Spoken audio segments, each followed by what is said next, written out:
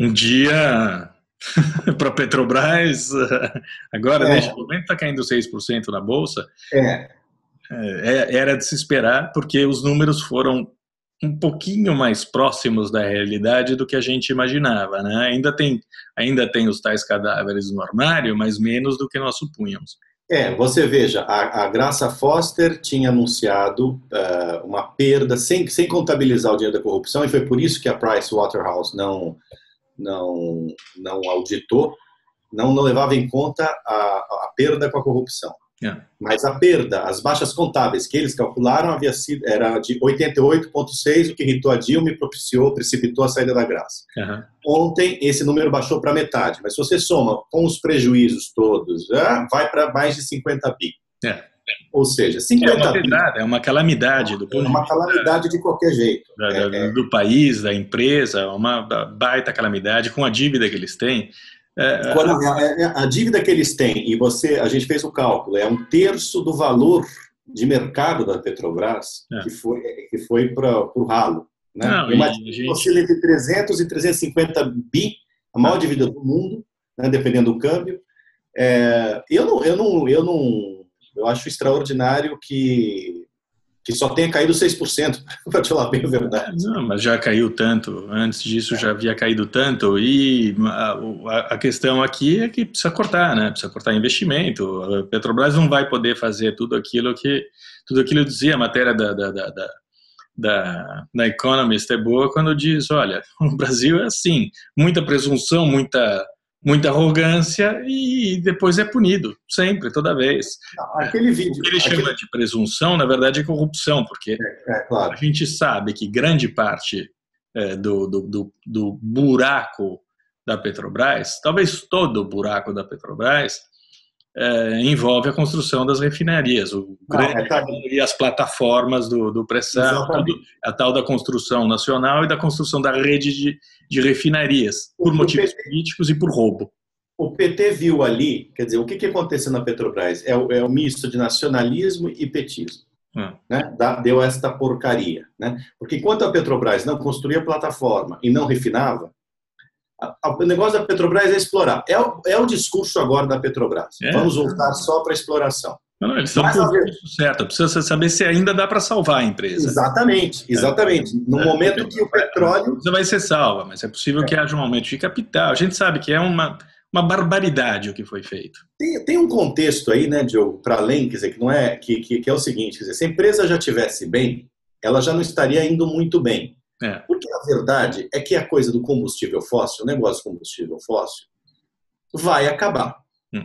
Você sabe, você está na Europa, ninguém mais quer saber de combustível fóssil. Ainda é uma coisa evidentemente importante, o mundo ainda anda por causa de combustível fóssil, mas a verdade é que as pessoas querem escapar disso, principalmente o primeiro mundo, Estados Unidos e Europa. Por quê? Porque combustível fóssil é encrenca, é sujeira, só tem um país, É só tem. verdade, não. E você tem que fazer o investimento baseado no que você, na tua receita. Você não pode fazer um investimento comprometendo a saúde Claro. financeira da empresa e do país pelos próximos 30 anos, que é Não, o que por isso que eu foi estou falando, feito. não vai ter petróleo nessa proporção nos próximos 30 anos. A verdade é essa, porque as pessoas só tem em país que tem encrenca petróleo, Hum. certo? É sujo,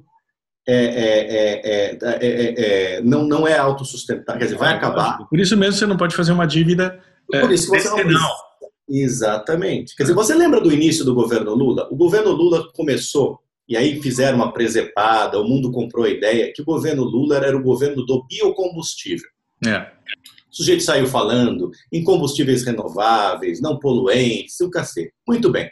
Descobriram o pré-sal, ele abandonou completamente o discurso do biocombustível, né? Porque, claro, viu ali uma oportunidade para roubar. Então, você não tem, além de tudo, é uma falta de bússola, né? De projeto que é impressionante. E a defasagem entre a opinião pública e os fatos, que fica tão evidente.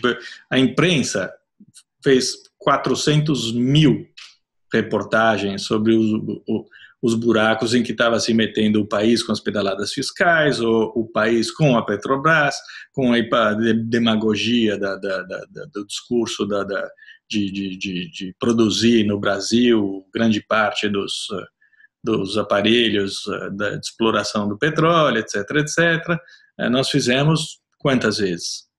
Denúncias nesse sentido. Milhões de denúncias. Não deu certo, né? Essa gente Agora, conseguiu levar à falência o país. Agora, a imprensa, evidentemente, deve estar, como está sob pressão econômica também, a Petrobras continua sendo um grande anunciante, e nosso papel aqui é um pouco também de press watchers, né? A verdade é que eu tenho certeza que apesar disso, o Bendini vai ser tratado com benevolência, eles vão tentar construir reportagens e matérias mostrando que tem saída, tudo mais para agradar a direção. Olha, eu tenho que confessar que me surpreendi positivamente com esse balanço, porque eu esperava uma camuflagem ainda pior. Não, sim, você sim, de certa maneira eu também, mas a gente pelas razões certas. Pelas razões certas, é óbvio. A questão é que eles vão dizer... Não, a minha grande preocupação é que a velocidade do acerto, do equilíbrio, agora não seja compatível com as necessidades da empresa. Assim como o Brasil precisaria de um ajuste fiscal muito mais rigoroso do que o que está sendo feito e de um superávit fiscal muito maior do que 1,2, que é o que está sendo prometido e não vai ser entregue para 2015, a Petrobras é a mesma coisa, tende a acelerar o processo de corte, de venda de ativos e os investimentos têm de ser cortados de maneira brutal, e é claro que isso é um ciclo basicamente é menor, a dívida cresce em proporção ao patrimônio da empresa. Agora, neste momento é o seguinte, a imprensa brasileira, volto a dizer, a imprensa brasileira tentando dar uma força, né? Por razões óbvias. Depois, o mercado precificando exatamente agora em cima desses números e jogando, agora tem uma mesa para jogar. Então agora está caindo 6, pode ser que caia menos, tal, mas vai ficar mais ou menos assim. Isso não é bom para a Petrobras, não vai capitalizar a Petrobras, evidentemente. A Petrobras não vai o valor do mercado. Tudo vai depender do preço do câmbio também. Vai depender do câmbio. O preço do petróleo, não há indícios que voltará aos patamares de 2 anos atrás, 3 anos atrás, enfim. Mas escuta... A última, antes de desligar, me fala sobre essa reunião dos procuradores. Pois é, alguns leitores ontem ficaram um pouco decepcionados porque a gente não tocou no assunto dos nossos posts o teu super furo, lógico. O nosso super furo. Bom, mas enfim, pessoal, não tem muito mais o que dizer. Na verdade é o seguinte, o que nós sabemos está publicado. Né? Evidentemente que eu não vou publicar, nem o Diogo, a gente não publica nome de fonte, né, quando a fonte pede reserva sobre isso. Né? É um assunto delicado. Houve ontem, o que eu posso dizer... Nós tratamos, a gente não trata tudo na reunião de pauta, algumas coisas a gente trata fora da nossa reunião de pauta pública. E nós tratamos a melhor maneira de apresentar esses fatos, lógico. Exatamente. Agora, se estão querendo que nós falemos a respeito, evidentemente que é um absurdo, evidentemente que não estou falando da PF como a corporação, eu acho que são os delegados, alguns delegados que são realmente complicados, né? Nós dois já fomos... E a informação que nós temos, por exemplo, aqui em Curitiba, a PF está trabalhando muito bem. É um problema localizado em Brasília, né? Exatamente, são os corporativistas. Os agentes trabalham magnificamente bem. Muitos delegados também. Esse pessoal de Brasília é complicado. Né?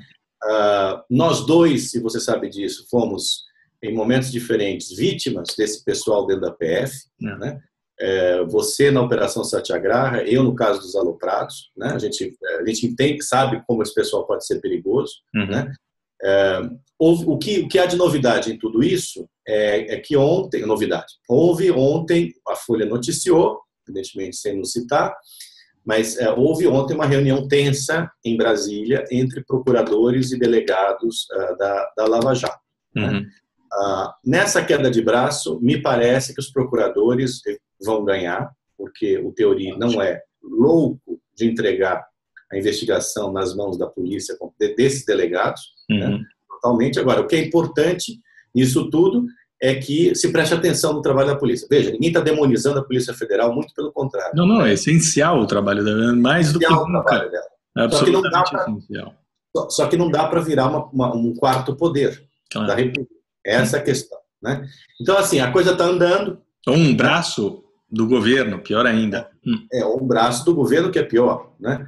Então, a gente espera que... Houve o livro do Romeu Tuma Júnior, lançado no final de 2013.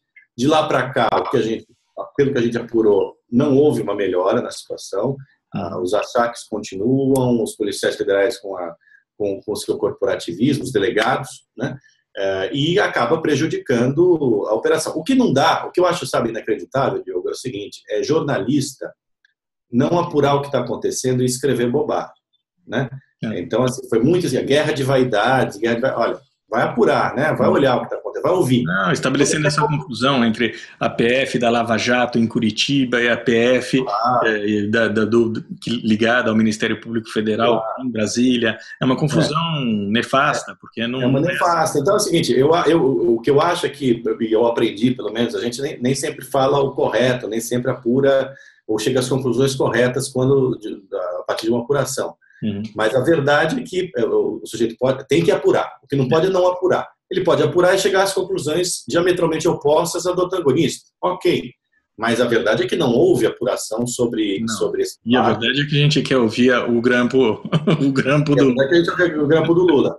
O único, e aqui vamos fazer aqui render a nossa devida homenagem, eu rendo, pelo menos a minha devida homenagem, ao Cláudio Tognoli, né, que lá no blog dele, no Yahoo, foi quem alertou para essa história, e a partir do que nós lemos, nós fomos ver o que estava acontecendo, né?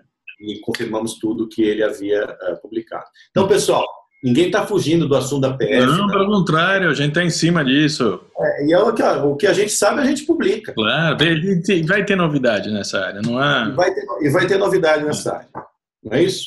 Exatamente. Aquele abraço. Outro. Até amanhã. Tchau, até amanhã.